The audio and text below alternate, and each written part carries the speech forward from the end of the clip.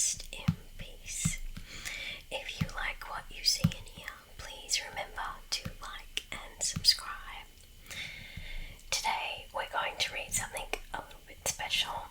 This is Dr Seuss meets H.P. Lovecraft's Dagon. I hope you enjoy it.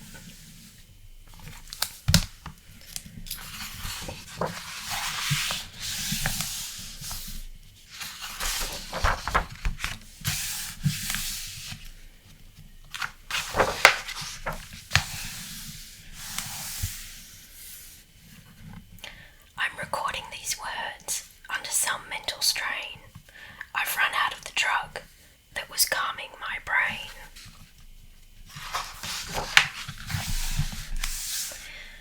By the end of tonight, I will surely be dead. Maybe then I'll escape all the things in my head.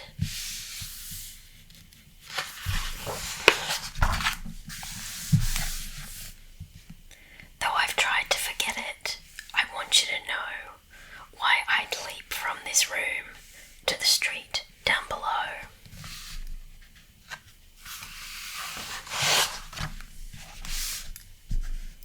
All my troubles began one particular trip when I supervised goods on a small merchant ship.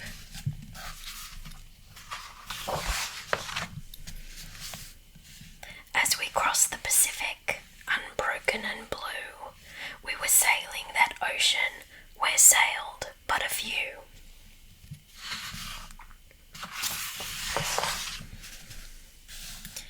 In a stroke of misfortune we couldn't ignore, we crossed paths with a ship from the Kaiser's Great War.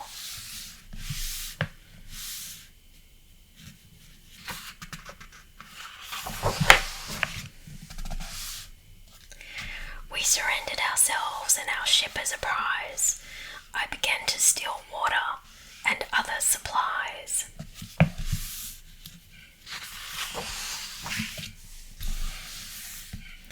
After just a few days, having kept out of sight, I escaped in a boat in the midst of the night.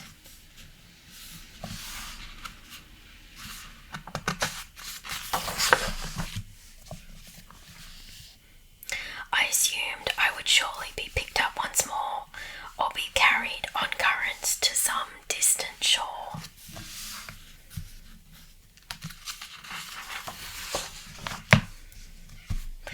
But with no navigator to show me the way, the equator was northward, was all I could say.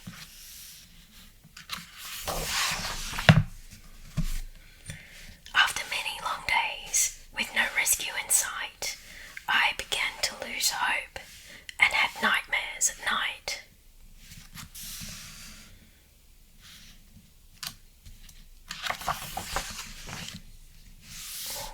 More ocean.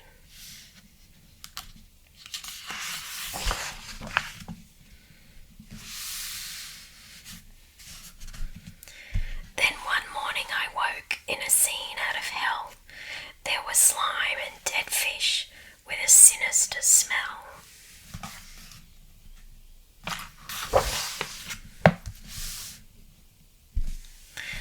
I'm not certain what happened. It seems so absurd. I believe a volcanic eruption occurred.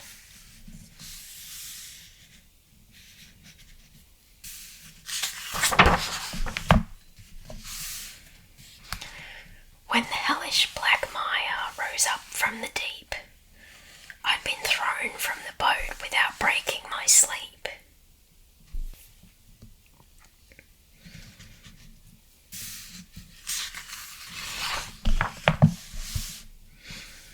Having crawled to the boat like a stranded earthworm, I sat 3 days and nights while the slime was baked firm.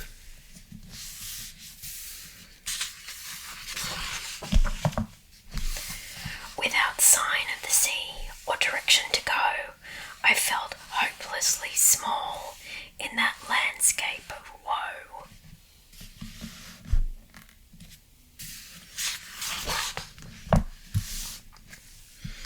But then off in the distance, I spied a small bump. that I guessed was a hummock or some kind of hump. There it is.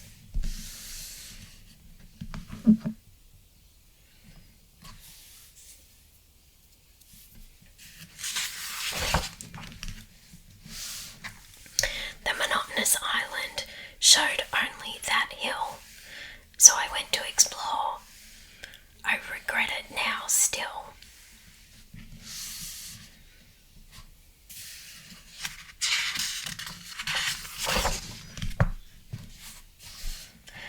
After 3 days of walking, I paused for a rest just before I attempted my climb to the crest.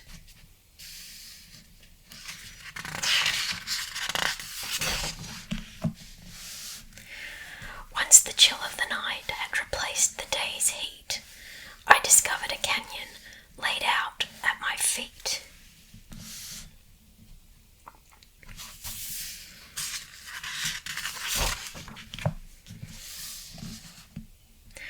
I climbed into the rift by the gibbous moonlight, and I found at the bottom a breathtaking sight.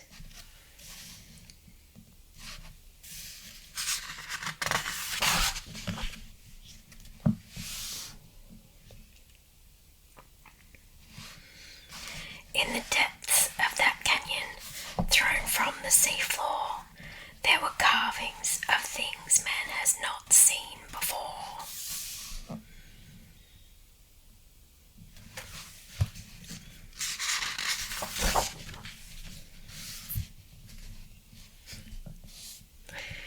Though the monolith shocked me, my senses returned when the water's dark surface had rippled and churned. Cute.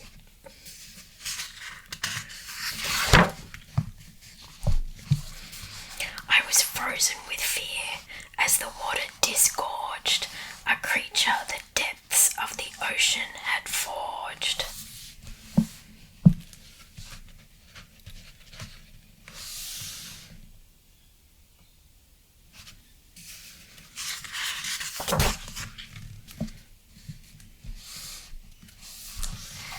When the thing bowed its head and embraced the cold stone, all the seeds of the madness that haunts me were sown.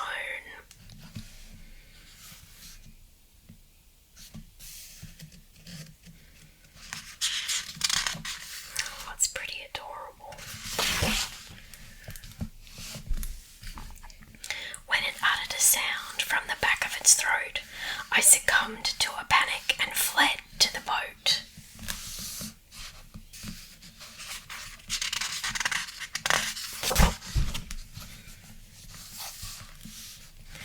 Though I tried singing songs to forget what I'd learned, I'm not sure I was sane by the time I'd returned.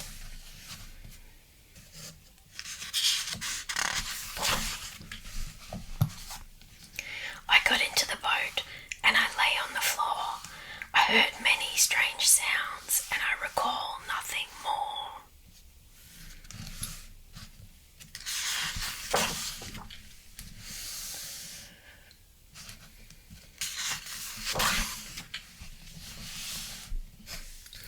Then the next thing I knew, I woke up in a bed. I'd been picked up adrift out at sea, the nurse said.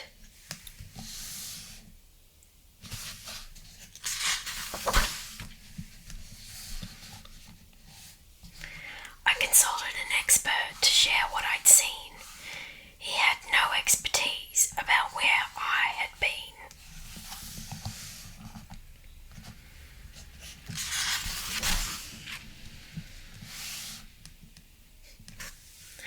So a last word of warning, for what it is worth, when the monsters arise, they will conquer the earth.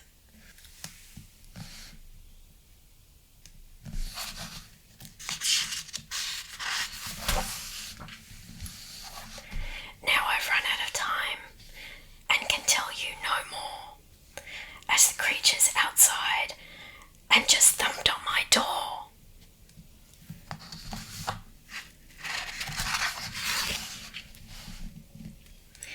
It has followed me here, undersea and on